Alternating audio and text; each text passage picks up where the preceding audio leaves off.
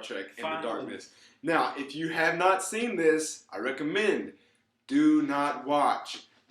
Trust me, I know hopefully people will be coming back to see it this weekend that haven't got to see it. But if you have not, please don't. And if you're one of those people that in the spoilers, you're going to watch it anyway. Yeah, so there's no point in us saying don't watch it. But, sorry, I got to turn the camera real quick. Yeah. But okay.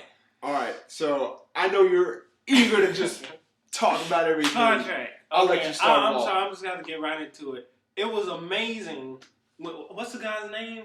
Benedict Cumberbatch. Yes. I know that's automatically. I'm just going to go straight there. Okay, they had him in prison or whatever, and so he's talking to Kirk, and all of a sudden he says, "My name is Khan." And I just feel shivers going on.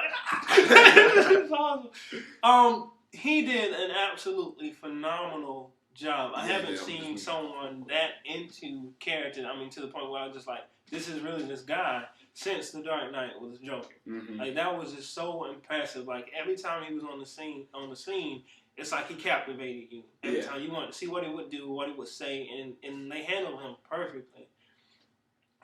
Every character really though was a strong character. I mean, just easily in each scene that they were in, it was like they just owned that scene. It was like what's his name?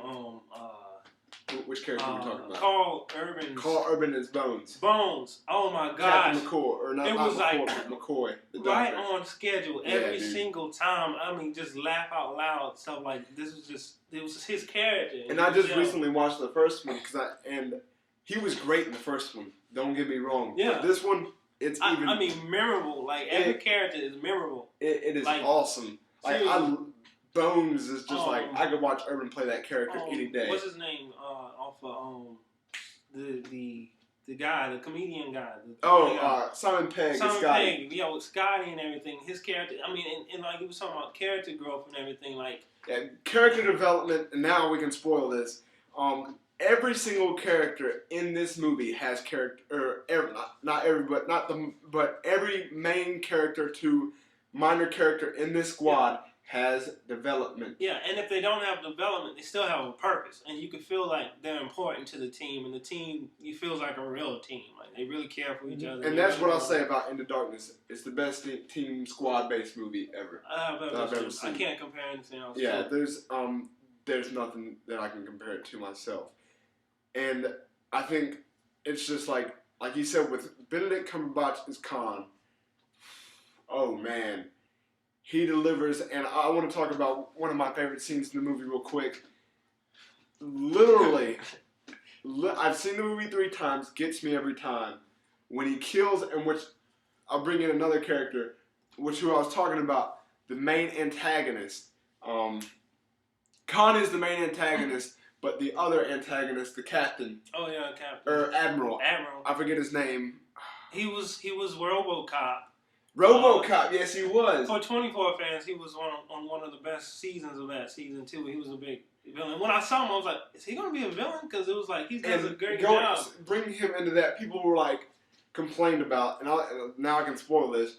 They didn't understand his motivation for being a bad guy, but I felt that was his character. That was like he kept mentioning. He didn't like the Klingons. Right. It was not necessarily. I mean, I guess you could call that racism in a sense, like in the Alien. But like he almost had like a vendetta against the Klingons, because like you saw him when he was looking at all the the Klingons. Like, the Klingons have already attacked. Yeah, we've been at war with them all this time. And you could feel in his presence. It was like, well, how can you? Well, you could feel in his words that he had a vendetta against the Klingons. He wanted that war to start. You could like, well, why did he want that war?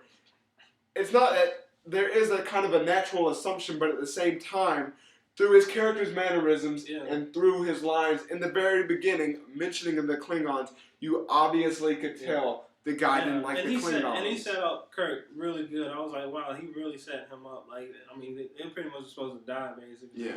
And like, just the way that they presented stuff, because you always got this feeling of, okay, there's something more to this, because this isn't adding up. What's up with these nuclear, things or whatever? Saying of things I didn't add up, my mom, huge Star Trek fan, so I went back the second time, watched it with my parents, and Alice Eve's character, the blonde-haired girl, as soon as they brought her in, Mom's like, she's a bad guy, and my mom was like, she's a bad guy. Like, just watch the movie. I'm not gonna.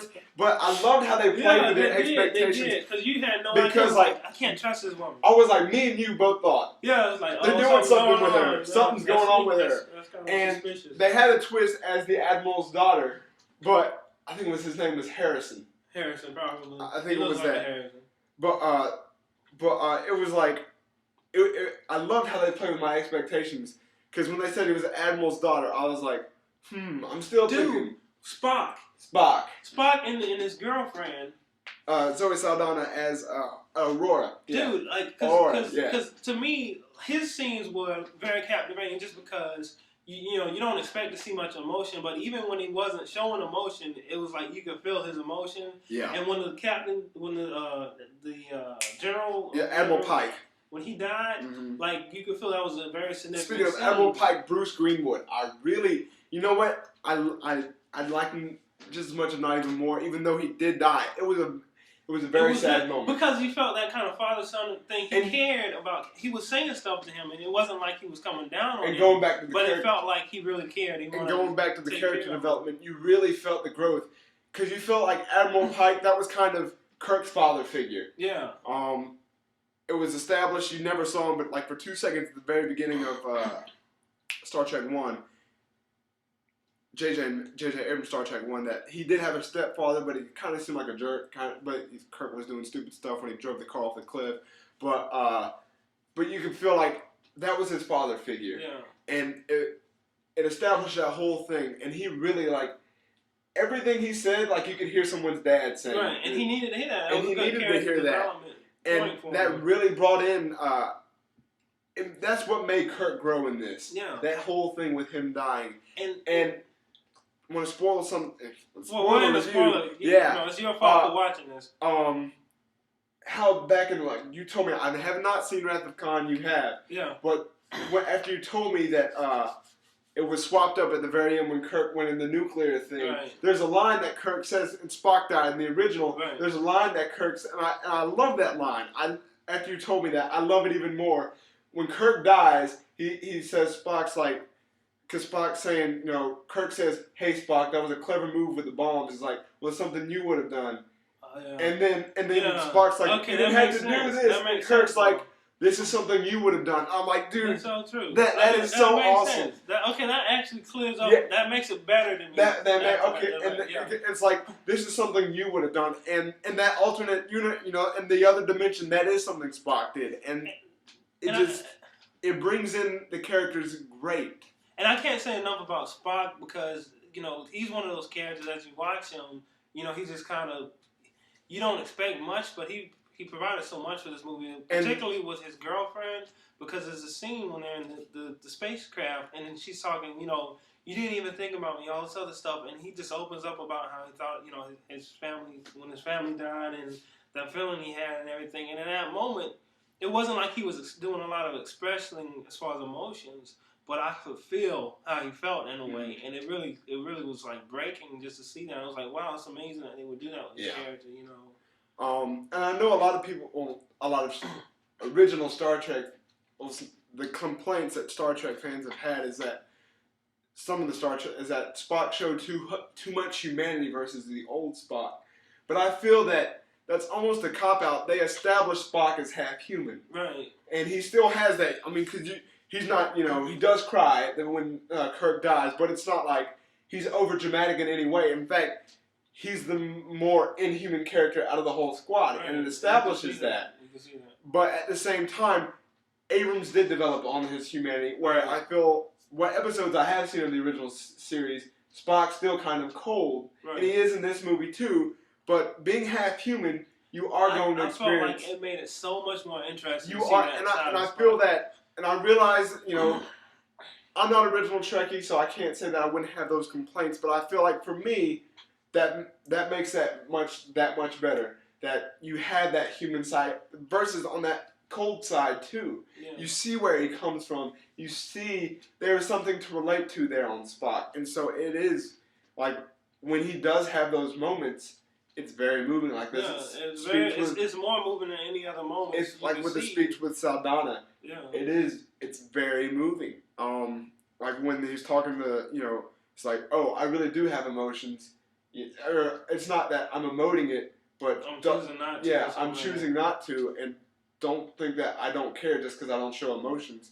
It's like, even though I'm not emoting it, I do care, and it was brilliant. I know it's getting pretty late here, but yeah, Cumberbatch. Oh man.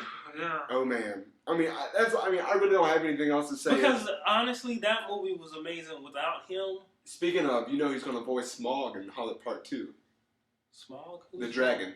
Oh, really? He's doing the... Oh, that's a good idea. Yes, yes. So that has me, because his voice... Like, that's amazing. Here's the thing, now don't get me wrong, Joker, Heath Ledger's portrayal as the Joker, which is probably the last most disturbing, he was really creepy, but there was something about, like, the Joker, like, you just kind of laugh at, but at the same time, it's like, oh my gosh, yeah. But there were certain scenes, like, you were just, like, you did find funny. Like, I always bring up the hospital scene. It was... No one else would ever play that and pull that off. But this guy, he is cold. And you feel it. You respect him. You respect him. He is evil. And when, like I was saying, when he smashed that captain scene, when he smashed in the admiral's head and broke the leg, I can't believe they showed. Well, I can't believe they showed the breaking of the leg in a PG. They didn't show any blood, but it was so brutal. And then they didn't show the head scene, and I'm glad they didn't. I'm like, that just cringed me up on so many levels. And I'll bring in right before we have to wrap this up. The Spock Khan fight scene. And not only the death grip. Me and him were both like, yes. Oh, because Khan said something to him. He was like, you don't want to break any of the rules, but you can't break bones either, or something like that. And I was like, dude, I hope Spock gets him for that. Yeah, sure and Khan, like, that's one of the cool things. He was an extremely intelligent villain. He was. He just like was rambling off, like he knocked them all out of the park. Yeah. But at the very end, though, like the fight scene between Khan and Spock, it was just like. But when he broke his arm, he's like, and I was like, oh. And Spock's just. They were going at it. He goes full beast mode and unleashes on him. And it was awesome. And none of it felt forced. It was like, how do you get to that level and you're not forcing any of it? And then. Just like we talked about, and this is, I guess, it's a great way to wrap up the spoiler review.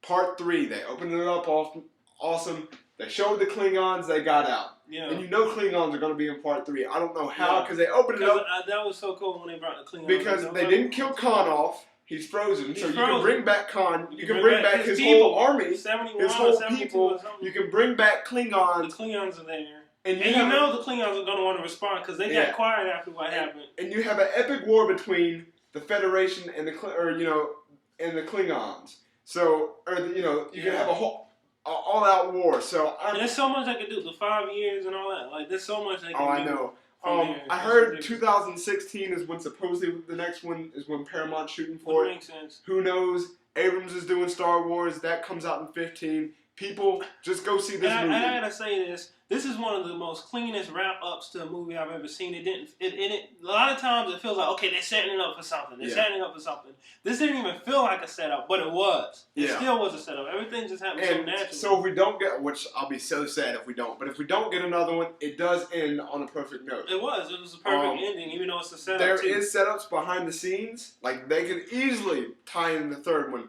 which if you're watching the spoiler review and haven't seen it, see it. Yeah. See it. And if you need a third Star Trek movie, but if you're watching the spoiler and you didn't see the other review we did, it's okay. You can skip it. We'll give you the answers now. I give it a 4.5 plus. And I give it a 5 minus. So that's it. It's 14-13. Live long and prosper again, folks. Thank you for watching, and keep tuned.